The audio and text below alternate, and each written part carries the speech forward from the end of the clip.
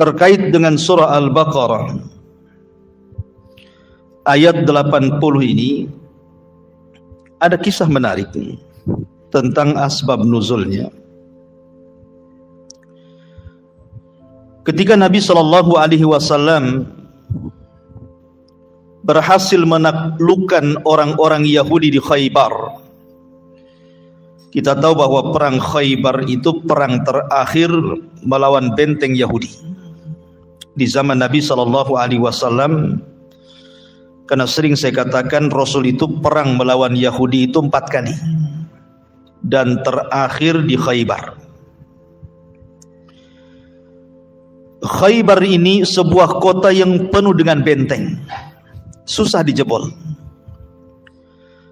Tetapi dengan izin Allah Subhanahu wa taala, akhirnya Nabi SAW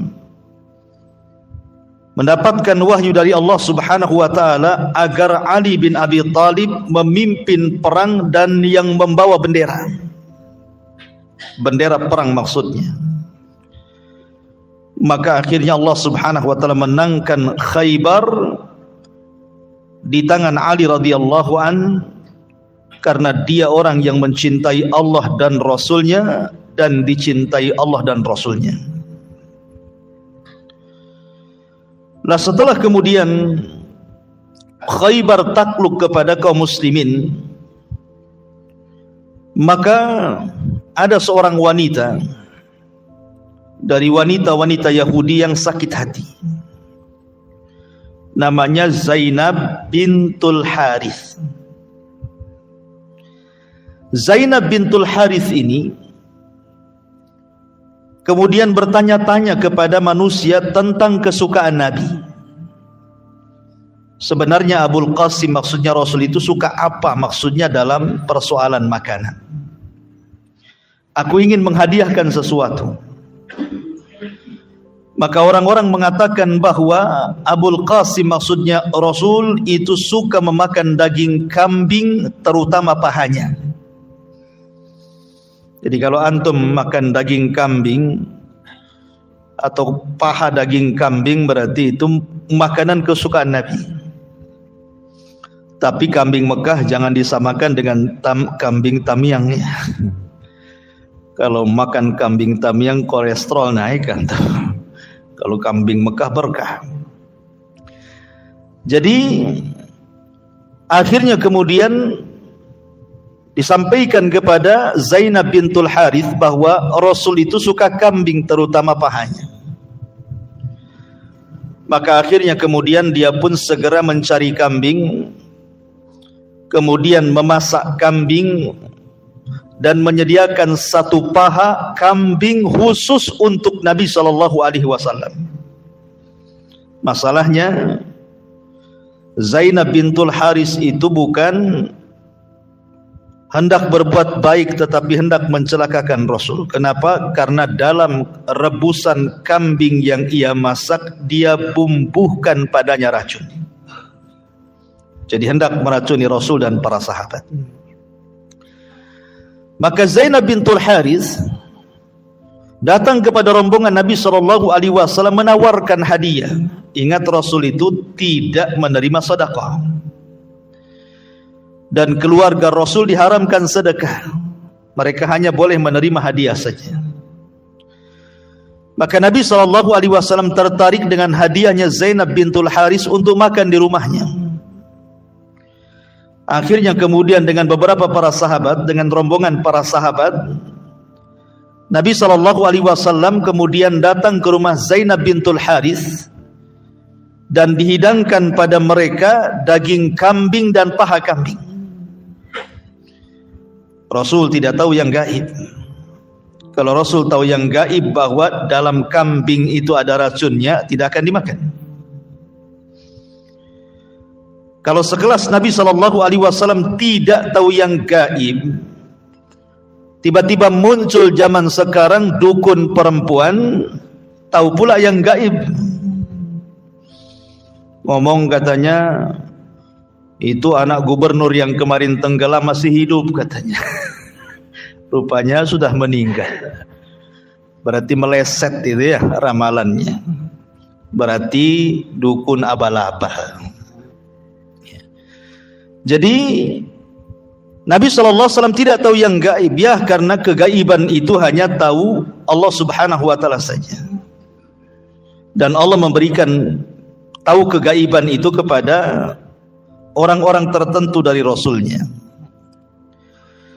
Jadi ketika Nabi SAW mulai memakan dan sebagian para sahabatnya, tiba-tiba kemudian Allah Subhanahu wa Ta'ala mewahyukan kepadanya lewat daging yang dimakan. Jadi daging yang dimakan itu tiba-tiba bisa bicara dan mengatakan, sesungguhnya aku sudah dilumuri racun, jangan kau makan.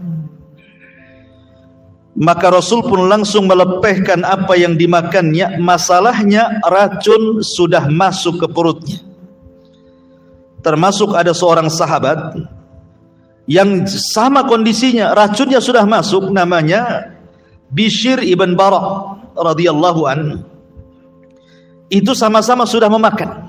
Bishr bin Bara ini sama dengan Rasul, sama-sama makan dan sudah termakan racunnya. Tapi sahabat yang lain belum. Rasul SAW keburu memberitahu sahabat yang lain agar jangan memakan, karena dalam rebusan daging itu ada racunnya. Lah Bishr ini, Ibn Bara ini, karena dia sudah makan racun, rupanya racunnya menjalar. Setahun setelah peristiwa itu dia meninggal, gara-gara makan racunnya Zainab bintul Haris. Berbeda dengan Nabi SAW, Nabi ini dijaga oleh Allah. Pengaruh racunnya itu ada, akan tetapi tidak separah Bishr ibn Bara yang mengakibatkan setahun setelahnya meninggal. Karena Nabi SAW sempat membekam dirinya untuk mengeluarkan racun, tetapi bekas racunnya masih ada walaupun sedikit. Dan itu nanti akan menjadi sebab kematian Nabi SAW. Ma'asyiral muslimin yang dimuliakan Allah Subhanahu wa Ta'ala, ketika Nabi SAW tahu bahwa dia sedang diracun, maka Nabi SAW mengumpulkan para pembesar Yahudi.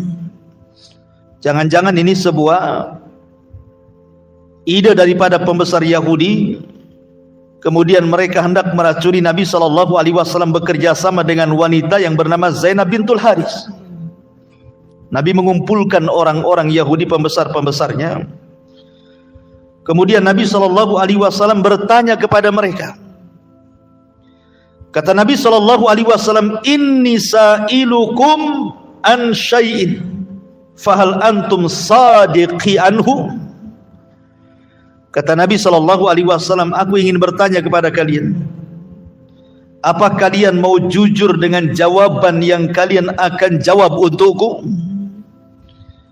Qalu, maka orang-orang Yahudi mengatakan, na'am ya Abul Qasim, tentu wahai Abul Qasim, tentu wahai Rasul, kami siap jujur apapun yang engkau akan tanyakan kepada kami. Maka Nabi SAW mengatakan kepada mereka, man abukum, man abukum, siapa bapak kalian, moyang kalian siapa? Ingat, orang Arab itu berbangga dengan nasab. Orang Arab itu sangat berbangga dengan nasab, termasuk orang-orang Yahudi. Mereka sangat berbangga dengan nasab. Faqala lahum, faqalu, maka mereka mengatakan, abuna fulan ibn fulan, fulan ibn fulan, bapak dan moyang kami fulan ibn fulan, fulan ibn fulan. Kata Nabi SAW, kadzabtum bal abukum fulan, kalian dusta, bapak kalian bukan itu tetapi ini.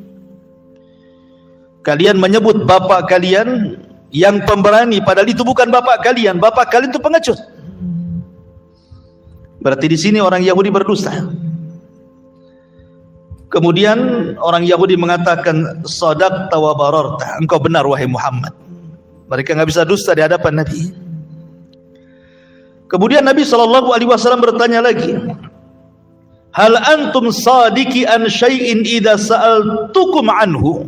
Sekarang aku akan tanya lagi kepada kalian, apakah kalian mau jujur dengan jawaban yang akan aku tanyakan kepada kalian? Qalu na'am ya Abul Qasim, tentu wahai Abul Qasim, tanya saja. Maka kemudian Rasul sallallahu alaihi wasallam mengatakan, man ahlun nar. Di sini syahidnya yang berkaitan dengan ayat. Man ahlun nar, siapakah yang akan menjadi penduduk neraka menurut kitab kalian Taurat? Siapa? Siapa yang akan menjadi penduduk neraka menurut kitab kalian Taurat? Maka faqalu, mereka mengatakan, nakunu fiha yasiran thumma takhlufuna fiha. Mereka mengatakan, memang kamilah penduduk neraka, tapi kami tidak akan lama di neraka, setelah itu kalian yang akan menggantikan kami. Kami memang penduduk neraka, tapi beberapa hari saja, selepas itu kalian yang akan menggantikannya, katanya.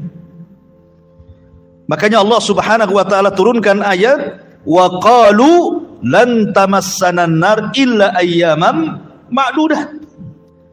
Mereka berkata, kami tidak akan masuk neraka kecuali hanya beberapa hari saja. Dalam riwayat mereka mengatakan, kami tidak akan masuk neraka kecuali 7 hari saja. Dalam riwayat mereka mengatakan, kami tidak akan masuk neraka kecuali 40 hari saja. Itu pun sebagai bentuk hukuman, karena kami ketika ditinggal Nabi Musa 40 malam 40 hari, kami menyembah, bapak moyang kami menyembah patung anak sapi yang dibentuk samiri. Selepas itu setelah 40 hari kami di neraka, kalian gantinya. Maka Rasul emosi dan mengatakan, wallahi la nakhlifukum fiha abada. Kata Rasul, demi Allah, kami tidak mungkin menggantikan kalian di neraka selamanya. Bahkan kalian akan terus selamanya di neraka. Kemudian Nabi SAW baru bicara soal racun. Kata Nabi SAW, hal antum sadiki an syai'in idza sa'altukum. Maukah jujur kalian kalau seandainya aku tanyakan kepada kalian sesuatu? Qalu na'am ya Abul Qasim. Mereka mengatakan, tentu wahai Abul Qasim. Kemudian Rasul mengatakan, hal ja'altum fi hadhihi syati summan. Apakah kalian meletakkan racun di makanan kambing yang kalian berikan kepada kami? Mereka mengatakan, qalu na'am, ya benar. Untuk ini dia jujur dia. Yang dua dusta dia kan. Yang ini pula dia jujur. Ya, memang kami meletakkan racun, katanya. Kata Nabi SAW, wa ma hamalakum ala dhalik. Kenapa kalian berani-berani yang meletakkan racun di makanan itu? Mereka mengatakan, aradna in kunta kadziban an nastariha minka wa in kunta nabiyan lam yadhurra. Kalau engkau memang seorang pendusta wahai Muhammad, engkau seorang raja pendusta wahai Muhammad, kalau engkau makan racun kemudian mati, selamat kami. Tetapi kalau memang kau seorang nabi, racun yang kau makan tidak akan memudaratkan kamu. Maka Nabi SAW kemudian membiarkan orang yang meletakkan racun itu sampai kepada tahun depannya. Ketika Bishr ibn Barak meninggal, maka Nabi SAW membuat kisos dengan wanita yang bernama Zainab bintul Haris. Akhirnya wanita itu dibunuh, bukan karena meracuni Nabi, tapi karena sahabat yang makan racun mati, maka sebagai kisosnya dibunuh. Walaupun ada sebagian riwayat yang mengatakan wanita ini masuk Islam, Zainab bintul Haris yang sudah meracuni Nabi SAW. Ada juga yang mengatakan dia dikisos setelah setahun setelahnya, karena kematian Bishr ibn Bara disebabkan racun yang ia letakkan di daging kambing itu. Ma'asyiral muslimin yang dimuliakan Allah Subhanahu wa taala. Dari sini banyak polemik. Apakah Nabi sallallahu alaihi wasallam mati karena diracun? Pertanyaannya, apakah Nabi sallallahu alaihi wasallam mati karena diracun? Karena ada orang yang mengingkari kalau memang Nabi sallallahu alaihi wasallam diracun, kemudian dia mati dan sebab kematiannya diracun, berarti betullah ucapan Yahudi itu. Kalau engkau seorang pendusta kau akan mati, selamatlah kami. Kan itu ya. Kalau engkau seorang nabi, kenapa kemudian memudaratkan kamu? Apalagi kemudian Allah Subhanahu wa taala berfirman, "Wallahu ya'simuka minan nas," dan Allah akan menjagamu dari api dari manusia. Artinya Rasul itu maksum. Maka kita katakan berdasarkan hadis menjelang kematian Nabi sallallahu alaihi wasallam dikisahkan oleh Aisyah Ummul Mukminin radhiyallahu anha, menceritakan tentang kisah sebab kematian Nabi. Ketika Nabi sallallahu alaihi wasallam demam dengan demam yang sangat tinggi dan sakit di kepala luar biasa. Kemudian dia mengatakan, "Ya Aisyah, ma azalu ajidu athara sum." Wahai Aisyah, sesungguhnya bekas-bekas racun di Khaybar itu masih kurasakan hari ini. Bekas-bekas racun yang diberikan oleh wanita Zainab bintul Haris di perang Khaybar itu masih kurasakan. Jadi ini perkataan Nabi sendiri. Makanya ketika Lajnah Daimah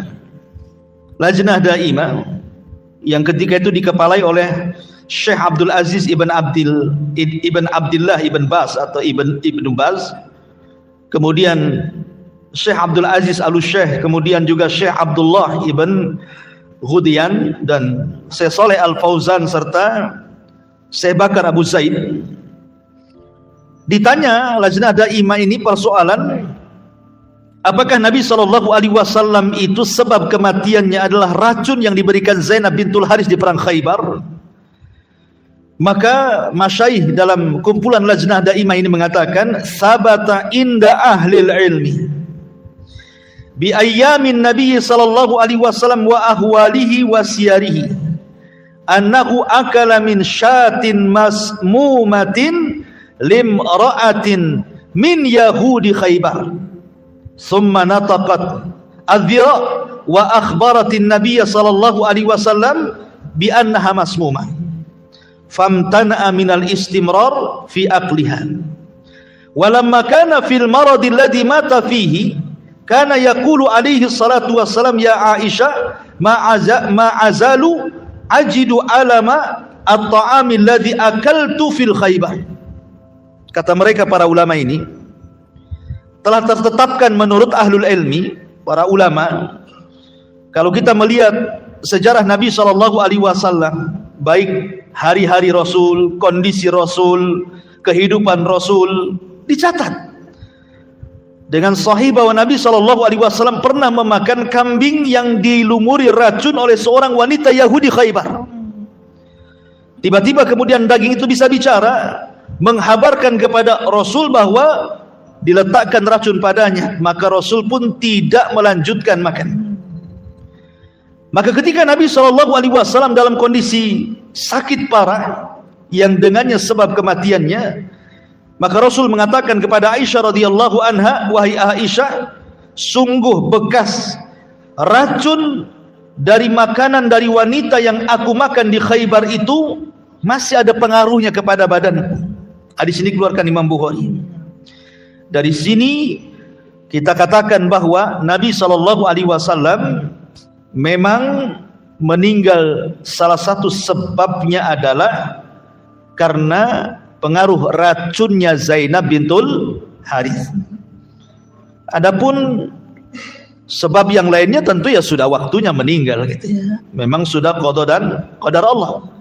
Tapi kan sebabnya ada.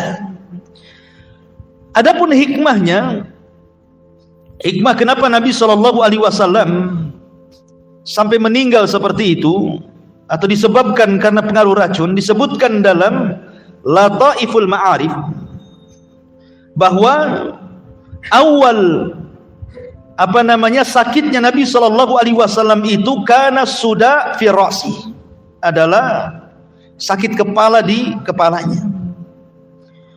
Ada juga yang mengatakan kana ma'ahumma, selain sakit kepala dia pun demam tinggi. Kemudian semakin demam sampai-sampai beberapa kali Nabi SAW harus dituangkan air di kepalanya. Kemudian Nabi SAW mengatakan kepada Aisyah radhiyallahu anha bahwa pengaruh racun dari wanita Khaybar itu masih ada. Kata Imam Zuhri, Imam Ali muhadditsin mengatakan, Allah Subhanahu wa taala memberikan kesempurnaan wafatnya Rasul dari berbagai macam sisi. Salah satunya Nabi dipilihkan Allah kematiannya dengan cara mati syahid. Ya, Nabi SAW itu meninggal mati syahid. Kenapa? Karena pengaruh racun yang diletakkan orang Yahudi.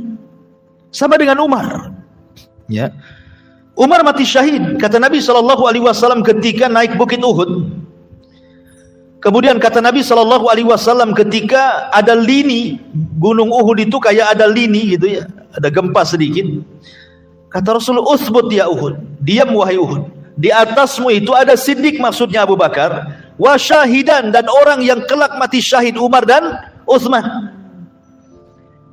Kita tahu bahwa Umar bin Khattab radhiyallahu an dalam doanya dia ingin mati syahid di tempat hijrah Nabi SAW. Memang agak sedikit mustahil doanya, karena siapa yang berani menyerang Madinah?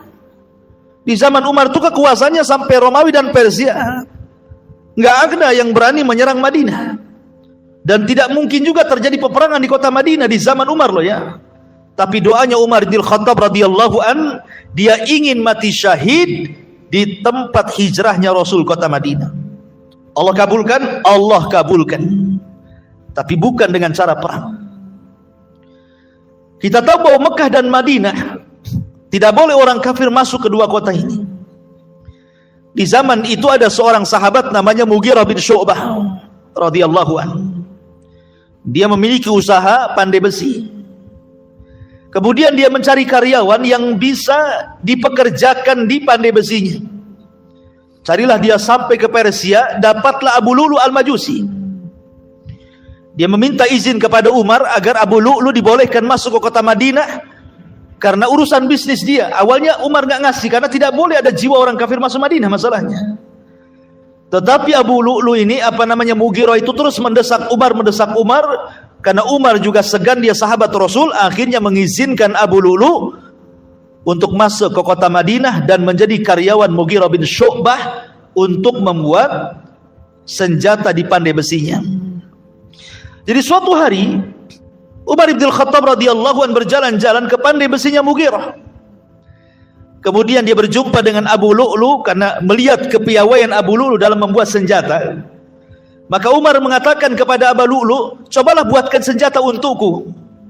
Kata Abu Lu'lu', "Baik, saya akan membuatkan pisau untukmu yang akan dibicarakan oleh barat dan timur," katanya. Maksudnya apa? Umar tidak paham kalimat ini. Maksudnya dia akan menyediakan sebuah pisau yang akan membunuh Umar, sehingga pembunuhannya akan didengar barat dan timur, itu maksudnya. Maka Umar mengatakan, "Kalau begitu buatkan." Maka dibuatkanlah pisau yang sudah dilumuri racun gitu ya. Maka dalam kesempatan Umar bin Khattab ketika menjadi imam sholat subuh, masjid di waktu itu beda dengan masjid di zaman sekarang, terang. Antum bawa apa saja ketahuan gitu ya. Bawa dompet aja ketahuan antum. Dompetnya ada isinya ketahuan, nampak dari jalannya katanya.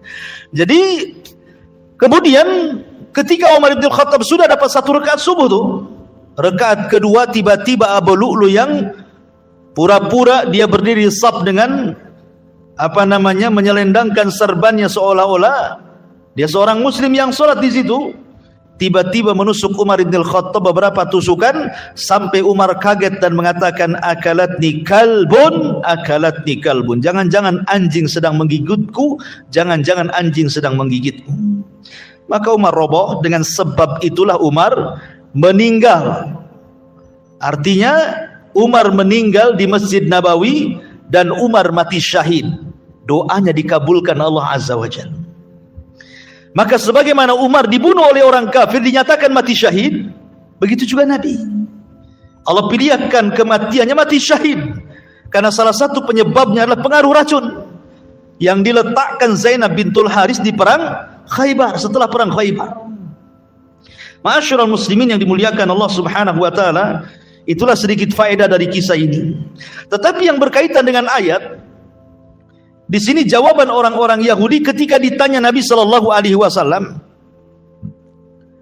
apakah, kata Nabi sallallahu alaihi wasallam, maukah kalian jujur apabila aku tanya kalian? Maka mereka mengatakan, ya, kami siap jujur apa yang kau akan tanyakan kepada kami. Kata Rasul, man ahlun nar, siapa penduduk neraka?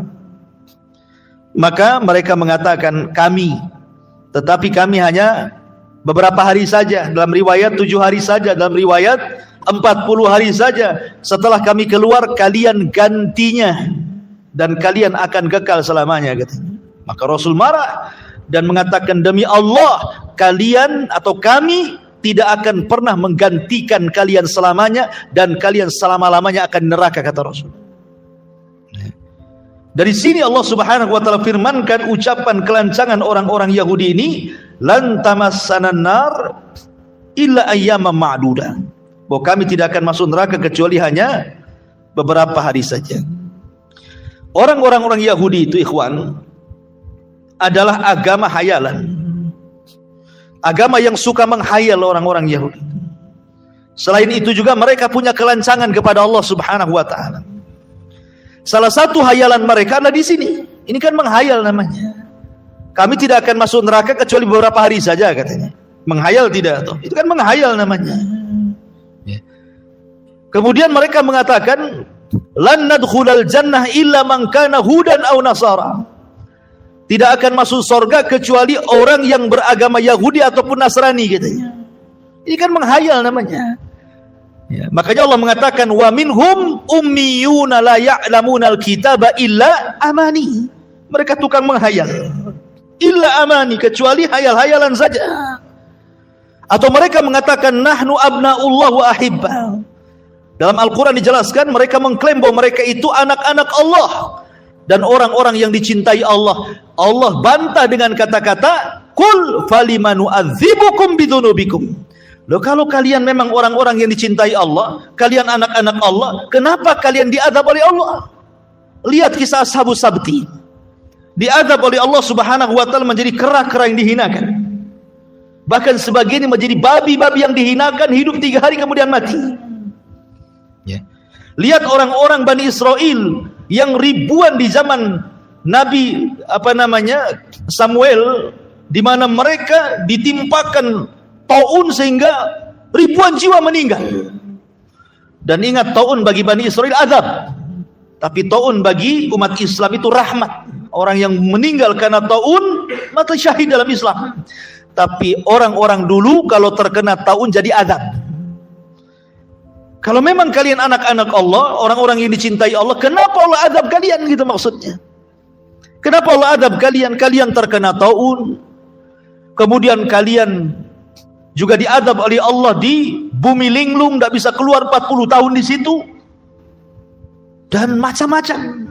Jadi angan-angan saja. Termasuk juga mereka mengatakan tidak akan masuk surga kecuali yang beragama Yahudi atau Nasrani. Termasuk juga ucapannya di sini, lan tamassanan nar illa ayyamam ma'dudah. Ini agama angan-angan namanya. Makanya Allah Subhanahu wa taala bantah di sini setelah mereka mengatakan lan tamassanan nar illa ayyaman ma'dudah, kami tidak akan masuk neraka kecuali beberapa hari yang sudah ditentukan. Kul, katakan ya Muhammad kepada mereka yang mengatakan seperti itu, attakhadtum indallah. Attakhadtum itu asalnya a'attakhadtum,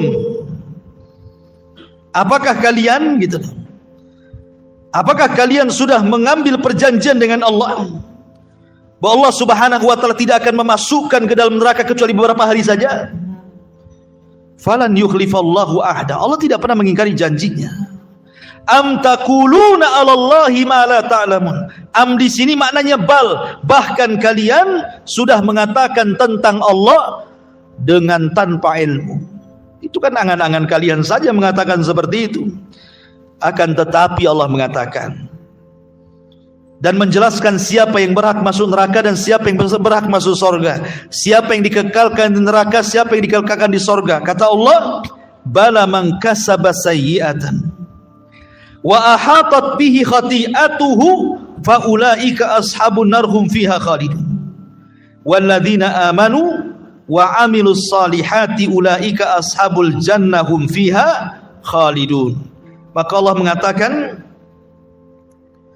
dan orang-orang demikianlah barang siapa yang berbuat keburukan, man kasaba sayyi'atan, barang siapa yang berbuat keburukan, wa ahatat bihi khati'atuhu, dan juga dosanya telah menenggelamkannya, fa ulaika ashabun nar hum fiha khalidun, maka mereka adalah penduduk neraka dan mereka akan dikekalkan di dalamnya. Walladzina amanu, berbeda dengan orang-orang yang beriman di antara kalian. Wa amilus sholihat, ataupun berbeda dengan orang-orang yang beramal saleh di antara kalian. Ulaika ashabul jannah, merekalah orang-orang yang akan masuk surga dan mereka kekal di dalamnya. Di sini ada kaidah al jazaa'u min jinsil amal, bahwa balasan itu ditentukan dengan amal. Ya.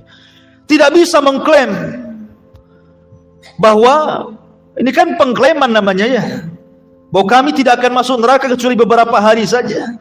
Kalau memang betul, mana buktinya? Begitu seolah-olah seperti itu.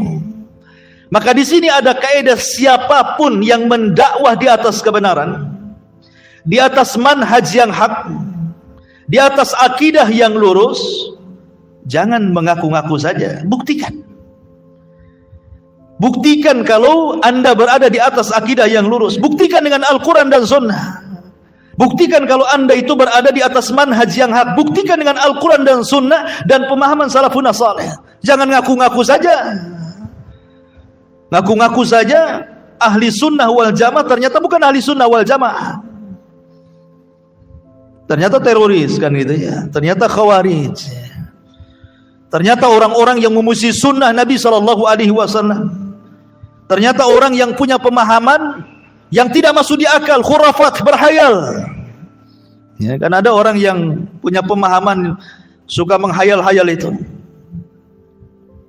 Suka menghayal. Sampai ada memfatwakan bahwa seseorang itu boleh menikahi 50 wanita di akhir zaman katanya. Karena Nabi SAW mengatakan salah satu tanda-tanda kiamat adalah nanti di akhir zaman ar-rajulul wahid, khamsuna imra'atan al-qayyimul wahid. Jadi 50 wanita itu akan mengikuti satu orang laki-laki. Menghayal orang ini dan mengatakan, lihat, Nabi membolehkan menikah di akhir zaman satu laki-laki, istrinya 50 katanya. Kan pendalilannya dari mana katanya? Alasannya Al-Qayyim ini sama dengan kalimat ar-rijalu qawwamuna 'alan nisa katanya. Ini kan qawamun, di sini qayyim, apa bedanya katanya? Ya bedanya Anda tidak paham dengan hadis ini. Ya. Kalimat Al-Qayyim itu dijelaskan para ulama bahwa di akhir zaman itu akan banyak peperangan, sehingga laki-laki banyak terbunuh, kemudian banyak wanita, sehingga terkadang satu keluarga seorang laki-laki harus mengurus banyak perempuan, istrinya, anaknya, saudarinya, bibinya. Itu maksudnya. Bukan satu laki-laki menikah dengan 50 wanita. 50 wanita, satu saja geger. 50 pula bisa digantung rame-rame antum. Ya.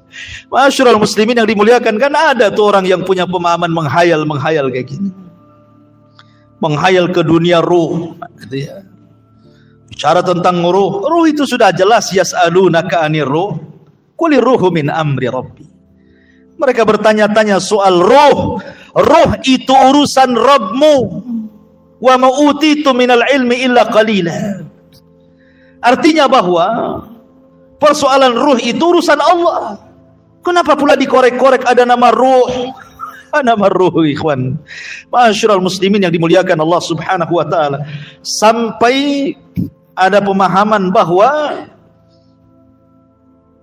ada pendaftaran khusus kalau Anda ingin masuk pada sebuah ajaran, itu panitianya Nabi Khidir. Dan Nabi Khidir ini sudah koordinasi dengan Nabi katanya. Di hotel lantai 3. Tinggi kali hayalannya. Nabi Khidir itu pendapat yang kuat sudah mati. Kalaupun dia hidup, oke lah, kata para ulama, lau faradna, bahasa kita. Kalau kita iyahkan saja Nabi Khidir itu hidup, kita iyahkan saja. Sudah, kita tidak mengambil pendapat yang mati. Kita katakan kita mengambil pendapat yang hiduplah Nabi Khidir itu. Kenapa Nabi Khidir tidak membantu nabi-nabi seperjuangannya? Ketika Nabi Yahya dipenggal lehernya, kemana dia? Ketika Nabi Zakaria digergaji, kemana dia? Ketika Nabi Isa dikepung oleh tentara Romawi, kemana dia? Ketika di zaman Nabi SAW, oke lah, di zaman Nabi SAW, Rasul ke Taif dilempari batu, di mana dia? Kenapa Rasul harus menghadapi sendiri? Kenapa tidak bisa dihadirkan? Kan Nabi Khidir itu katanya minum air kehidupan sehingga tidak bisa mati. Kalau dia bisa menolong dan tidak bisa mati, kan memungkinkan begitu. Kenapa di saat kesulitan Nabi SAW tidak ada, sementara ketika kemudian di zaman sekarang ada orang bisa memanggil Nabi Khidir, bisa dijadikan panitia, ketemu di lantai 3 dan sudah koordinasi dengan Nabi SAW. Ini hayalan tingkat tinggi, ikhwan. Ya. Ma'asyiral muslimin yang dimuliakan Allah Subhanahu wa taala. Oleh karena itulah maka jangan dijadikan dalil tentang adanya Nabi Khidir kemudian ya jadi seperti ini. Karena Nabi Khidir sendiri, ikhwatu fiddin, dia bukan pendapat yang kuat, dia bukan wali. Dia itu nabi. Dia nabi. Bukti kenabiannya adalah mukjizatnya, kalau dia lewat di sebuah tanah yang gersang jadi hijau, maka disebut Khidir. Itulah kenabiannya. Alasannya karena begini ya. Orang yang beragama Nabi Khidir itu mengatakan Khidir itu wali. Lah kenapa Nabi Musa belajar sama wali? Paham gak ya kan? Nabi Musa itu kan berjalan dari Bani Israel sampai ke Palestina, ada yang sampai ke Mesir, karena ada yang mengatakan Majma' al-Bahrain itu, ada yang mengatakan pertemuan dua lautan itu maksudnya Laut Romawi dan Laut Persia. Ada yang mengatakan pertemuan dua laut itu maksudnya laut ditenggelamkannya Fir'aun, Laut Merah. Ya.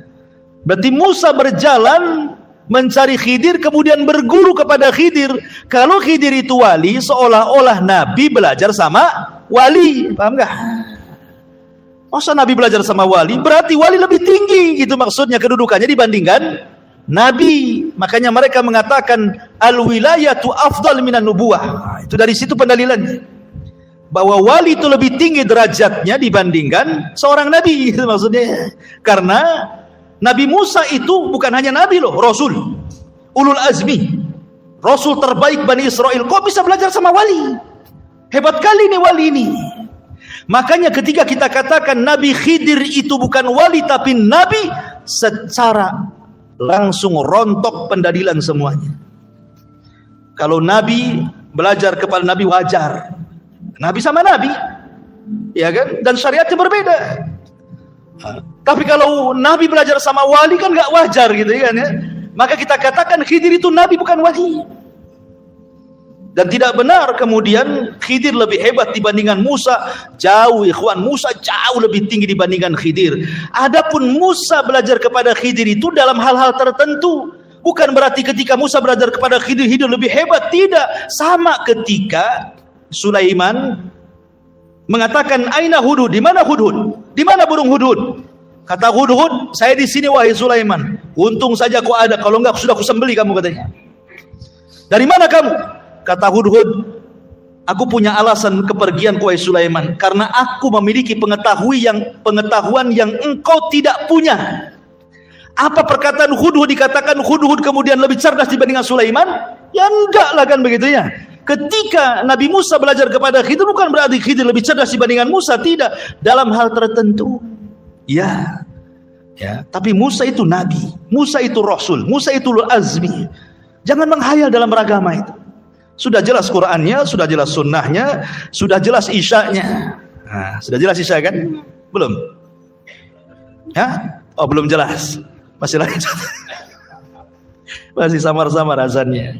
Baik, lanjut. Jadi, maka dari sini kita tahu bahwa Khidir itu nabi, bukan wali. Kemudian mereka mengatakan bahwa Khidir itu keluar dari syariat Musa. Khidir itu kan tidak ikut syariat Musa. Padahal Musa itu Rasul Bani Israel, Rasul yang diutus kala itu. Kenapa Khidir tidak ikut syariat Musa? Kalau memang Khidir ini wali, menurut pendalilan mereka ya, Khidir ini wali, kemudian tidak ikut syariat Musa, berarti wali boleh keluar dari syariat Nabi. Nah gitu, paham ya? Khidir kan wali, dia tidak ikut syariat Musa, berarti wali boleh keluar dari syariat Nabi. Berarti kalau di zaman sekarang ada wali, boleh keluar dari syariat Rasul Sallallahu Alaihi Wasallam. Sehingga wali itu wajar kalau dia tidak sholat, kalau dia maksiat, itu wajar. Paham nggak pendalilannya ya? Nah, ini kan syubhatnya di sini jadinya. Terlalu tinggi hayalannya. Nggak boleh orang itu keluar dari syariat Nabi Sallallahu Alaihi Wasallam. Dalam kitab Nawaqidul Islam, pembatal-pembatal Islam itu bisa membatalkan Islam. Kalau orang boleh dengan leluasanya keluar dari syariat Nabi Sallallahu Alaihi Wasallam, sewali-walinya wali itu Nabi. Tidak ada wali yang paling tinggi itu kecuali Nabi. Tapi Nabi Sallallahu Alaihi Wasallam tetap sholat. Kenapa anda kemudian meninggalkan sholat? Nabi masih puasa, kenapa anda tidak puasa? Nabi masih haji ke Mekah, kenapa anda hajinya beda? Jadi ya, masih panjang pembahasan. Ini sudah jelas isanya. Subhanakallah bihamdika asyhadu an la ilaha illa anta astaghfiruka wa atubu ilaik. Subhanakallah bihamdika asyhadu an la ilaha illa anta astaghfiruka wa atubu ilaik. Allahu ta'ala alam. Assalamualaikum warahmatullahi wabarakatuh.